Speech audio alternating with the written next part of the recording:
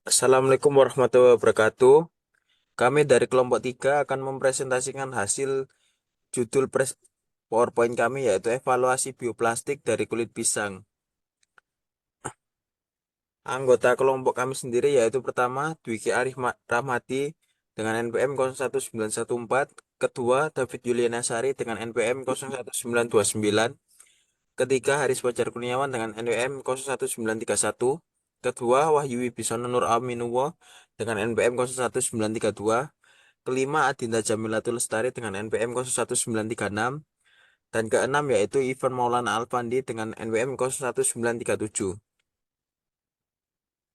Untuk latar belakang sendiri yaitu plastik merupakan salah satu penyumbang utama pencemaran lingkungan karena sulit terurai secara alami dan proses daur ulangnya berisiko menghasilkan zat beracun serta bersifat karsinogenik. Berdasarkan data KLHK 2023, sampah nasional mencapai 31,9 juta ton, mendorong perlunya solusi seperti bioplastik. Bioplastik adalah plastik berbahan dasar alami yang mudah terurai oleh mikroorganisme, menjadikannya lebih ramah lingkungan dibanding plastik konvensional. Salah satu sumber bioplastik potensial adalah kulit pisang yang mengandung 59% pati.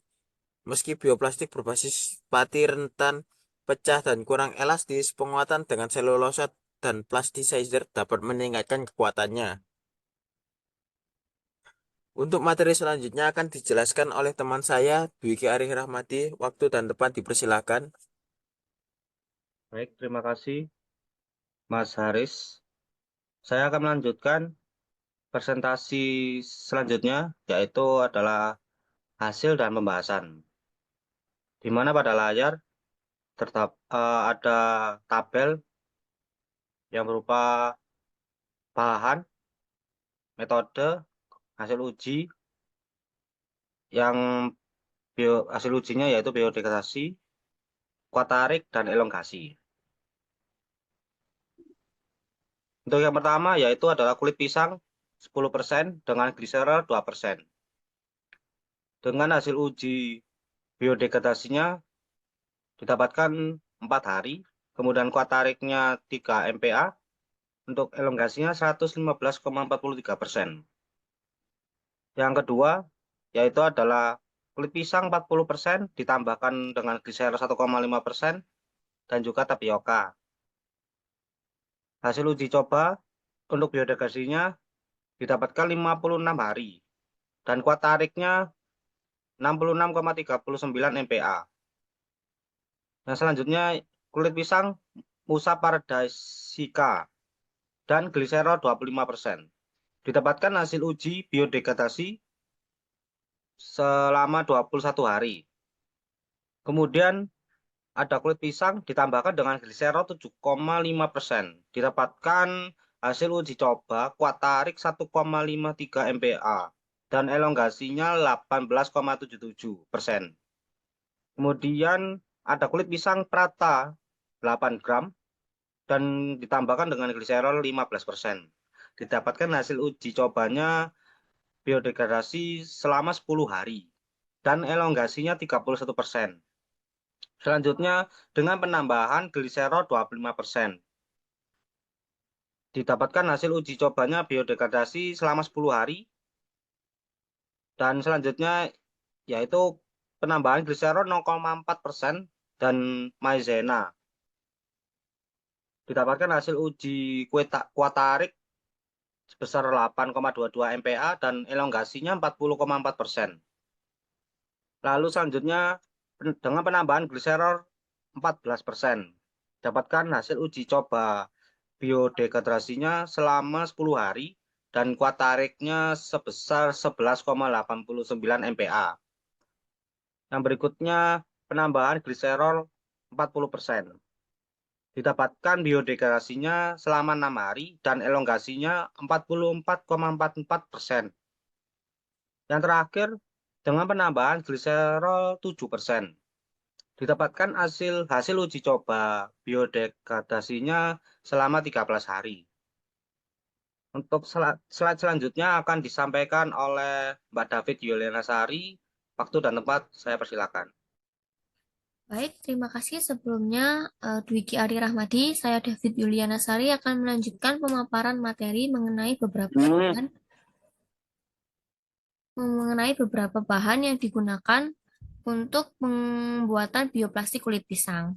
Untuk selanjutnya menggunakan kulit pisang mulu BB dengan kitosan 2%, gliserol 3%, menghasilkan kuat tarik sebesar 4,79 MPa serta elongasi sebesar 13,32. Untuk kulit pisang kepok dengan kitosan serta sorbitol 2% akan menghasilkan kuat tarik sebesar 10,56 MPa dan elongasi sebesar 58,33%. Selanjutnya, menggunakan kulit pisang, gliserol, dan penambahan selulosa akan menghasilkan kuat tarik sebesar 5,60. Sedangkan untuk kulit pisang, ditambahkan gliserol serta polimer asam polilaktat akan menghasilkan biodegradasi selama 56 hari serta kuat tarik sebesar 39,30 MPa. Untuk bahan baku kulit pisang yang ditambahkan dengan natrium metabisulfit akan menghasilkan biodegradasi selama 84 hari. Ini merupakan nilai yang tertinggi dari beberapa hasil biodegradasi yang telah diujikan. Untuk selanjutnya yaitu bahan kulit pisang ditambahkan NaOCl 1% dan gliserol 50% menghasilkan biodegradasi selama 8 hari, sedangkan menggunakan bahan baku kulit pisang hijau ditambahkan asam klorida serta natrium hidroksida dan penambahan natrium metabisulfit akan menghasilkan biodegradasi yang juga panjang yaitu 80 hari.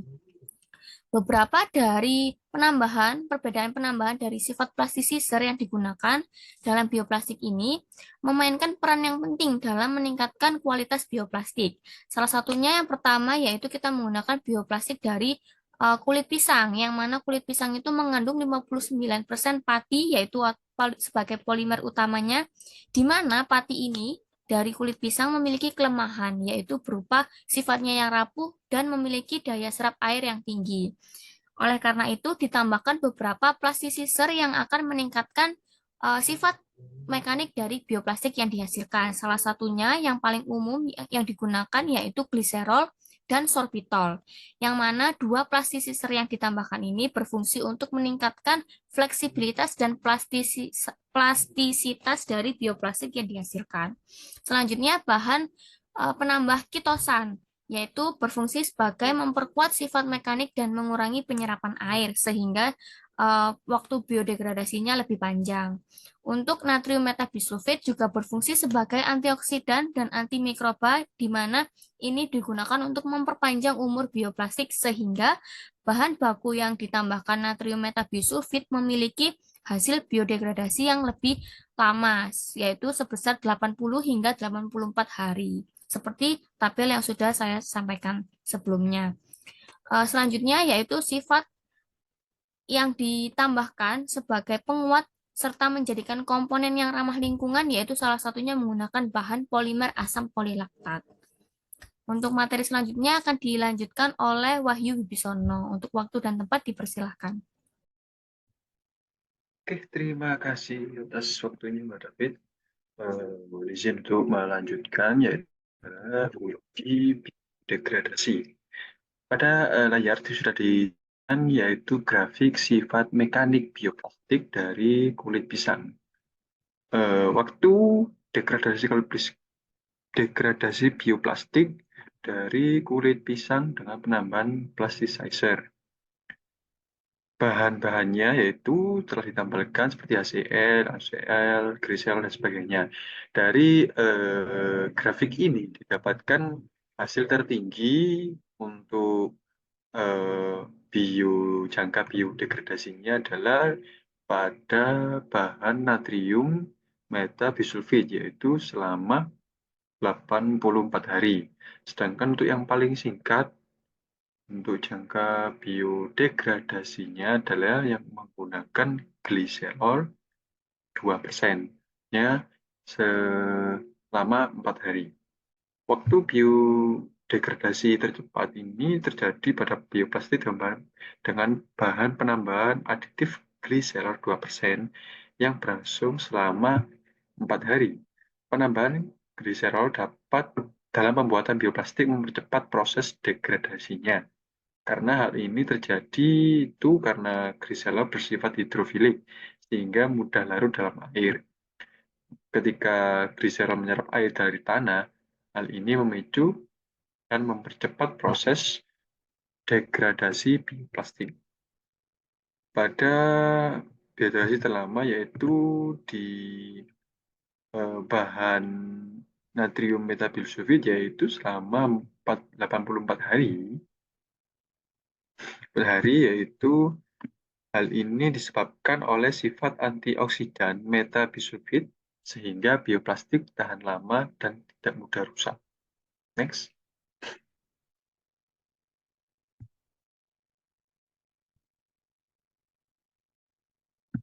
Baik, selanjutnya yaitu berdasarkan uji mekanik. Pengujian mekanik bioplastik berbahan kulit pisang menunjukkan pengaruh signifikan dari formulasi dan penambahan plasticizer terhadap sifat mekaniknya. Bioplastik ini memiliki keunggulan dalam laju biodegradasi yang lebih cepat dibanding plastik konvensional, terutama dengan penambahan gliserol 40% yang mempercepat proses biodegradasi. Penambahan natrium metabisulfit juga memperlambat biodegradasi hingga 84 hari. Namun, asam klorida dapat mempercepatnya. Pada uji kuat tarik, kombinasi gliserol 1,5% dan tepung tapioka menghasilkan kekuatan 66,39 MPa. Sementara uji elongasi terbesar mencapai 115,43% dengan 2% gliserol, yang menunjukkan bahwa gliserol ini dapat meningkatkan fleksibilitas.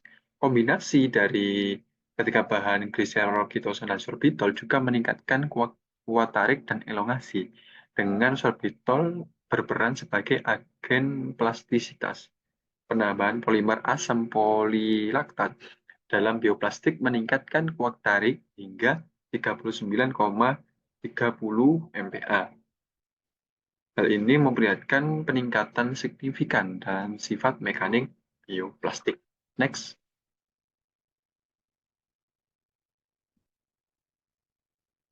Untuk selanjutnya akan dijelaskan oleh rekan saya, yaitu Adinda Jamilatul Lestari. Kepadanya kami persilahkan. Baik, terima kasih. Kemudian saya akan melanjutkan untuk uji kuat daya tarik. Nah, dapat dilihat di tabel untuk plastik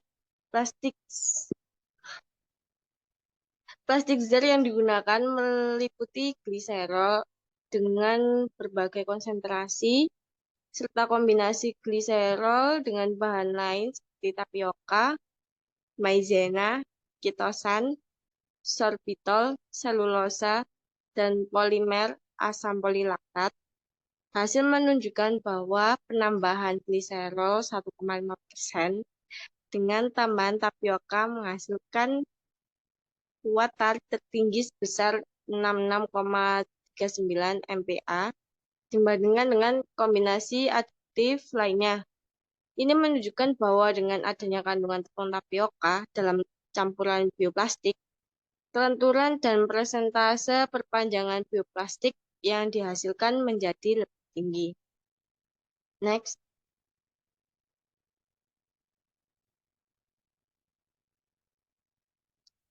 Kemudian untuk kesimpulan akan dilanjutkan oleh teman saya yaitu Ivan Maulana. Waktu dan tempat dipersilakan. Baik, terima kasih atas waktunya Mbak Dinda. Untuk selanjutnya ya terkait kesimpulan dari review evaluasi bioplastik dari kulit pisang.